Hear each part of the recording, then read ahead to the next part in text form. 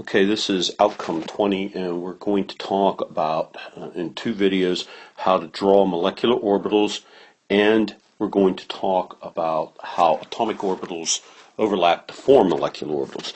So we're going to start out with how or atomic orbitals overlap to form molecular orbitals. Right now, we know of two types of orbitals.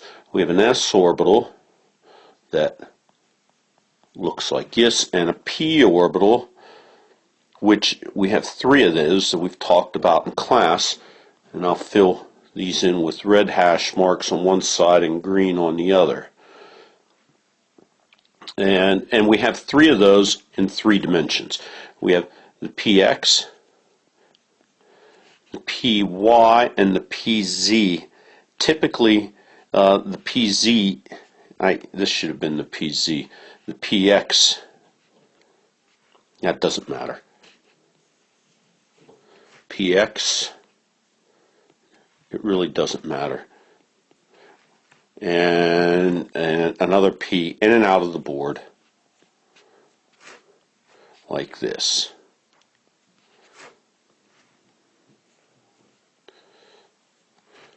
And red and green. So those are the three orbitals that you have to, or four orbitals that you have to keep in mind.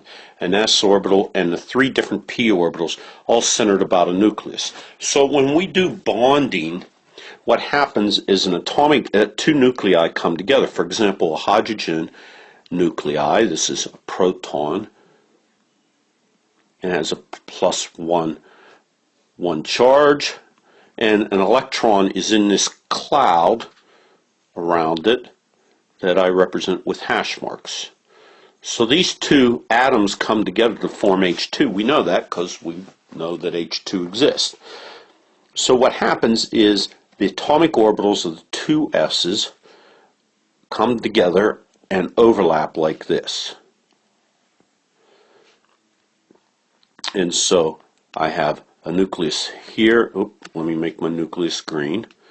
Nucleus here, green, and we have electrons in this cloud somewhere that's overlapped.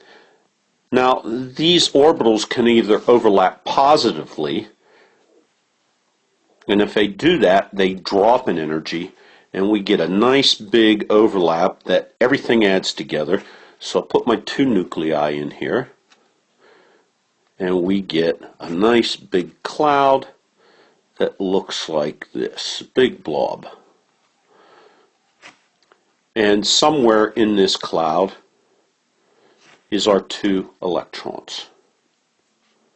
And this is called a sigma bond because the main bond density is between the two nuclei right here and here. The main bond density is between these two nuclei. So this is a sigma bonding orbital.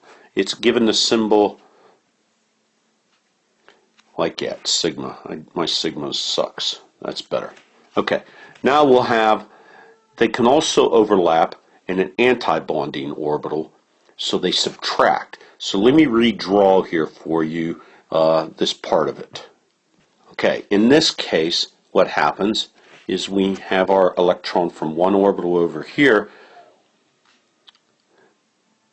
and the other electron in the other orbital, which I'm going to draw purple, that's not the electron, that's the orbital over here. And in this section, in the middle, between the two of them, right there, they're going to cancel. So what I end up with is something that looks like this. And we simplify it a little bit. It's a little more complicated, as always, than I'm making it. I'm going to have an orbital over here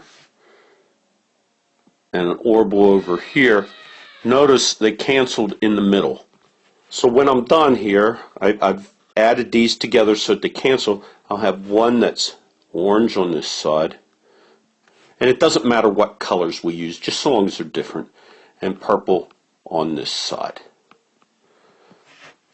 And that's what we end up with, and this is called a sigma antibonding, so we put a star, sigma star. Okay, so that's one type of orbital. I'm going to do another video for the other types.